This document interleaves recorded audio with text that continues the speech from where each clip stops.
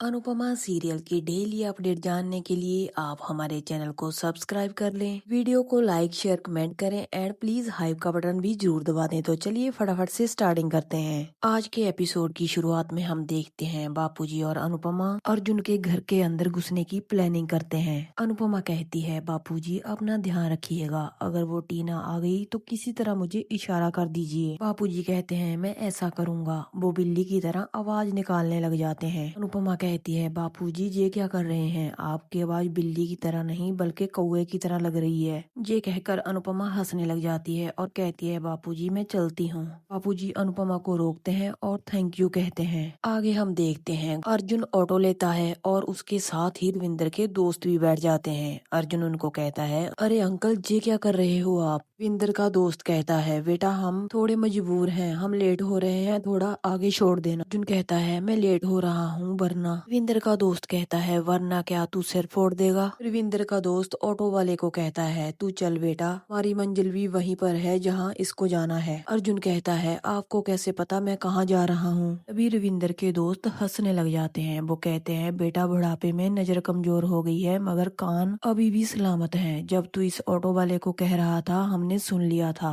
वहाँ पर अनुपमा अंदर घुसने की कोशिश करती है। वो खिड़की खोलती है, वो किसी तरह जुगाड़ करके अंदर चले जाती है। तो वहीं पर रविंदर के दोस्त अर्जुन को एहसास करवाने की कोशिश करते हैं। वो कहते हैं, आज हम उसको पीट ही देंगे और हमारे बुढ़ापे पर किसी को शक भी नहीं होगा। अर्जुन उनकी बातें सुनकर परेशान हो रहा था। आगे हम देखते हैं बापूजी बाहर नजर रख रहे होते हैं। तभी वो टीना को देखते हैं। बापूजी बिल्ली की आवाज निकालने की कोशिश करते हैं मगर उनसे नहीं हो पाता। वो सोचते हैं कि अनुपमा को किसी तरह तो बताना होगा। बापूजी डोरबेल बजाने ही लगते हैं। तभी टीना कहती है, आप कौन? अनुपमा अंदर जाकर कुछ देखती है। वो देखती है कि एक बुजुर्ग महिला रसोई में बैठी होती है और उसके सामने सूखी रोटी प्लेट में पड़ी होती है। बाहर हम देखते हैं टीना बापूजी से कहती है, आप कौन हैं? अभी तक तो यहाँ पर कोई नहीं था, आप कहाँ से आए? अनुपमा उस बुजुर्ग महिला के पास जाने की कोशिश करती है मगर बुजुर्ग महिला घबरा जाती है। वो कहती है, तुम यहाँ पर क्यों आई? अगर तुम्हें किसी ने देख लिया तो बहुत बड़ी मुसीबत हो जाएगी। अनुपमा कहती है, मुझे बोलने का मौका तो दीजिए। तभी बापूजी बाहर बहुत बड़ा ड्रामा करते हैं। वो बिल्ली की आवाज निकालने लग जाते हैं। टीना उनको कहती है, जे आप क्या कर रहे हैं? टीना उनको ऐसे करते हुए देखकर बहुत ही घबरा जाती है। तो वहाँ पर अनुपमा बताती है कि मुझे रविंदर जी ने भेजा है। ये सुनकर रविंदर की पत्नी थोड़ा शांत हो जाती है।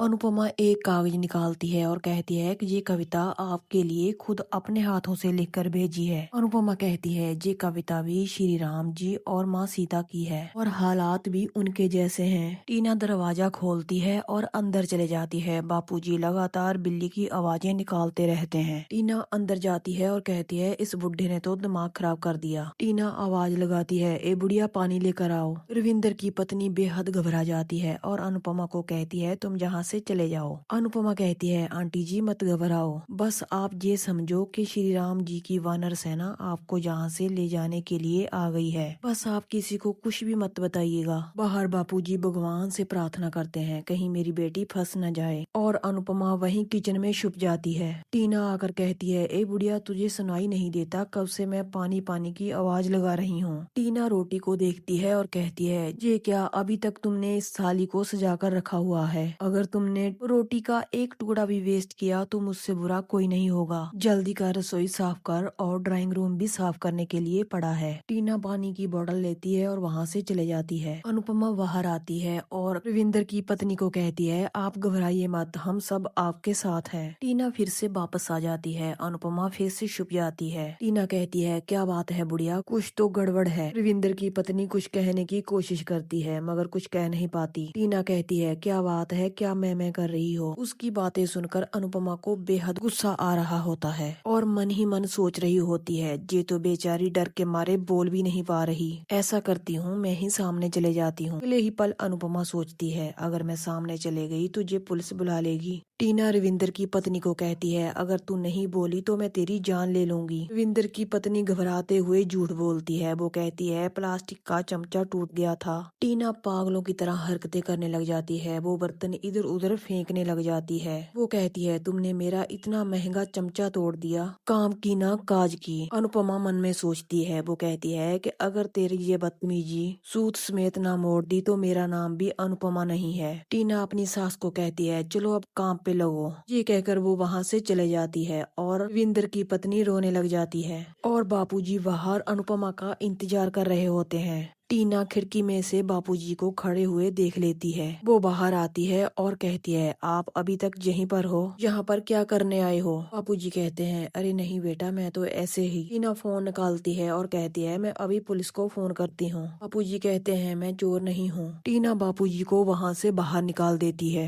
आगे हम देखते हैं बाकी किसी को फोन लगा रही होती है। ईशु उससे कहती है अभी तक फोन क्यों नहीं लगा? ईशु अपनी माँ से कहती है उसके फोन नंबर के अलावा आप उनको कितना जानती हो? बाकी कहती है मैं दिवाकर को तो जानती हूँ। ईशु कहती है आप उस दिवाकर को नहीं जानते हो, उसने आपसे शादी का वादा किया और आपके पैसे लेकर भाग गया। ईशु कहती है मम्मा अब तो रियलिटी देखिए। बाकी कहती है क्या ईशु सबको ऐसा ही लगता है? ईशु कहती है आपको अनुमा ने इतना रोका मगर आप अपनी जिद पर अड़ी रही। प्लीज मम्मा आप एक्सेप्ट कर लो, वो आदमी घटिया है। बाकी रोने लग जाती है। वो कहती है मेरे साथ ही ऐसा क्यों होता है? ईशु कहती है आपसे सब लोग बहुत प्यार करते हैं मगर आप उन्हें ही गलत समझती हैं। आगे हम देखते हैं अनुपमा रविंदर की पत्नी को हौसला रखने के लिए कहती है। रविंदर की पत्नी कहती है बेटा तन पर लगी चोट सहनी बहुत आसान है मगर मन पे लगी हुई चोट नहीं सही जाती। अनुपमा कहती है आशीर्वाद दीजिए आंटी जी, जो कुछ भी आपकी औलादों ने आपसे छीना है वो सब कुछ मैं आपको वापस दिलवाऊं और वो भी सूत समेत। रविंदर की पत्नी कहती है मान सम्मान के शब्द तो पता नहीं कहाँ खो गए, आज तुमने मुझे मान सम्मान दिया है। अनुपमा कहती है आज से आप अपनी इस बेटी की बात मानेगी, आपको किसी से भी नजरें चुराने की